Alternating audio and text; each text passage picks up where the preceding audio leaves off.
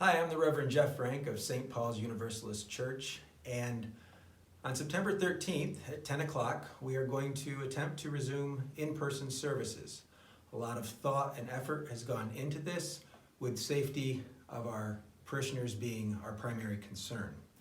So a lot of you may be thinking, what is that going to look like? The purpose of this video is to show you. So you will enter into the church, and if you don't have a mask, and we encourage you to bring your own, but if you don't, they'll be available. Don't feel you have to stay out of church if you forgot your mask. And there'll be hand sanitizer. Okay? And our music director, Mark, is playing the role of a parishioner coming into church. So this is what it might look like when you walk in. So Mark comes, uses the hand sanitizer. Mark is already wearing a mask. If he didn't have one would be available. Okay. So over here, we're going to have a one-way traffic pattern similar to what you are used to in grocery stores. Entrance will be, as you enter in, it will be on your right side.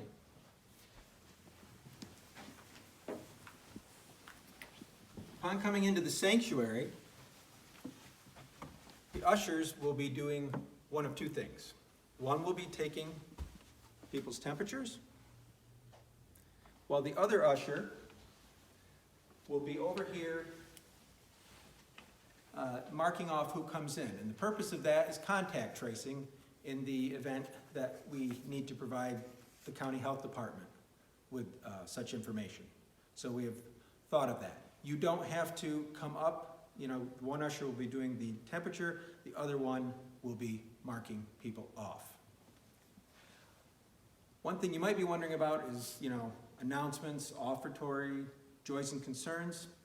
There will be papers available in pews that you can fill out ahead of time. And over here, we have baskets. So say Mark has an announcement that he would like made to the congregation. He will have that filled out ahead of time, put it in there. A joy or a sorrow will go in there, and then if Mark has his offertory, in there. This will do two things. It will prevent people from having to, have a bunch of hands touching things, and it will allow me to announce these things from up front, because we don't want a lot of traffic or people breathing or speaking on the microphones. So that's what it'll look like when you first come in.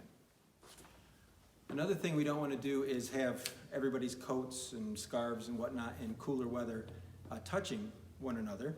So as you can see, this is blocked off. If you do need to come in a coat or hat or whatever, we ask that you bring it to your pew with you and carry it with you at all times. When you come into the sanctuary, and remember it's a one-way traffic pattern, you'll notice that the pews have signs: green for open, red for closed. For social distancing purposes, we've set it up so that for every open pew, there are 2 closed pews. So you'll come in and you can sit anywhere that there's a green open sign, and please do not sit where there's a red closed sign. Families can, of course, sit together. Otherwise, maintain the social distance guidelines. Also remember, it's a one-way traffic pattern. Keep that in mind. So, if you come in on the right side of the church, but you want to sit over on the left side, you're not going to go in the left door. You're going to come up and around the front. So if you wanted to sit in this open pew over here, you would come all the way up on the right, come around in there. Okay, so I've made my way around to the left side. This is also the way everyone will exit. So if you came in and you sat on the right side, when you exit, you would go up around the front of the sanctuary and come out this way. Everybody comes in on the right and everybody exits on the left. You'll notice that there are some chairs in the back. Basically, this is to promote social distancing, and it's also for any people that may be running late, or if we, have a larger than average attendance Sunday. They're free to sit here.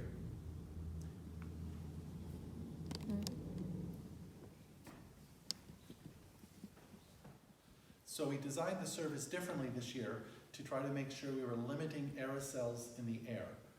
You'll notice up front there are special shields that have been purchased. So the reason for writing the announcements out is the speaker, or Reverend Jeff, will speak them from here so no one else is touching the microphone. During the service, there'll be no bulletins. You'll see everything on the service on the screens. We will be only singing 2 hymns with the congregation wearing masks and limiting those. The lyrics will be projected on the screen so that you can sing along. On Sundays, if we have a choir with Reverend Jeff, you'll notice that we have shields for the choir.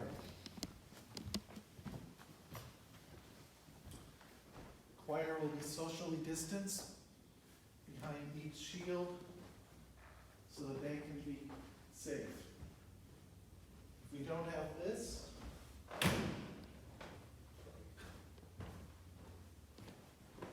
we will have guest soloists or instrumentalists using the shields behind here or behind the piano.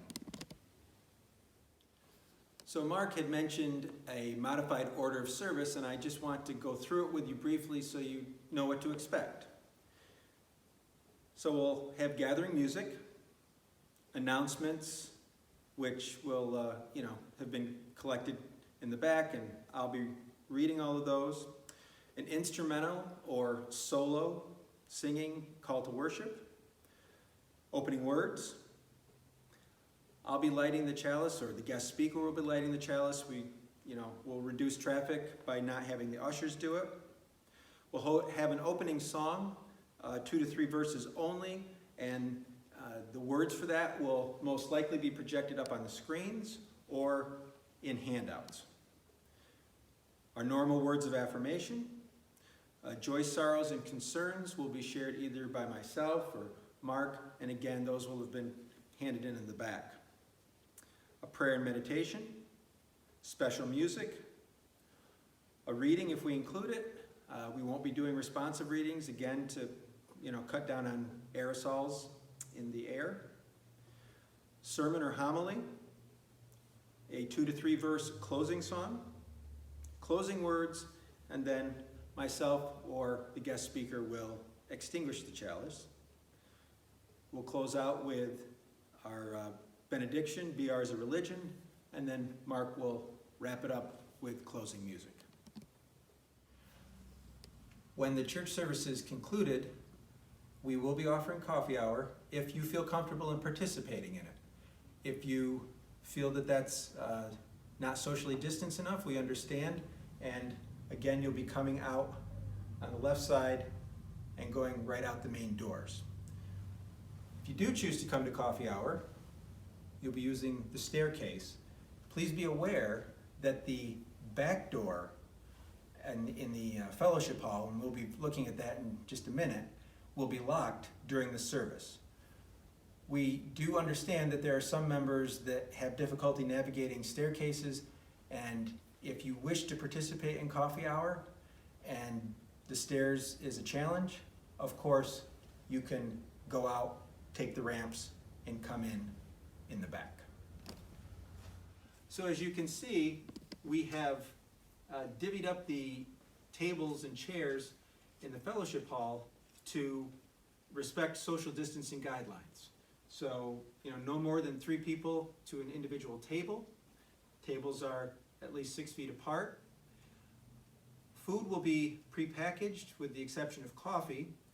When you come into the fellowship hall, you're going to follow a traffic pattern similar to what you did in the sanctuary. You'll come down and around, and then up to the front. And again, food will either be prepackaged at the tables or prepackaged on the main table.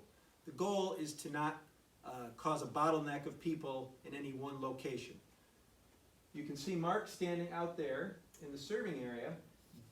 by the time church is open, there will be a shield across there so that, coffee can be safely given out to people. All of the cups, dining ware, sugar, everything will also be packaged and disposable. We won't be having anything that, multiple hands will be touching. You basically will drink your coffee or eat your snack and then dispose of the container or plate that it was on. When you're sitting at a table, you should observe the same etiquette that you do when you go into a restaurant. You keep your mask on when you're out and about in, the aisle here. And if you're sitting with someone that you don't live with or don't regularly associate with, you want to keep your mask on, obviously, unless you're eating or drinking something. Families can, of course, sit together and take their masks off. Again, think about how restaurants do it. That would be the best guidance I could offer. If you need to use the facilities either during the service or coffee hour, as you approach the restroom, you're going to hand sanitize both when you go in and after you come out. Remember, you're wearing your mask the whole time you're out and about. There's also going to be Lysol in there for you to spray afterward. When you are ready to leave church for the day, you're going to exit out the back door of the fellowship hall. So what you need to remember to do is bring your, anything that you brought in with you, bring it down to coffee hour. Again, we're trying to minimize traffic, so look at it as kind of a one-way street. If you got down here one way, you're gonna, go out one way. So that's how it's going to work, and we will modify accordingly. We will listen to the health department.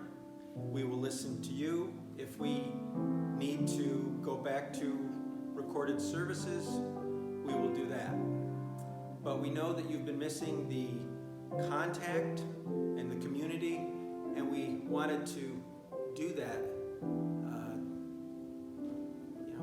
because we're all missing that. But we wanted to do it smart and we wanted to do it safe. So that's why we put so much effort into it. And if you feel comfortable taking part, great. And if you don't feel comfortable, that's okay. No one's going to judge you, and we will pre-record some of these services. So we hope to see you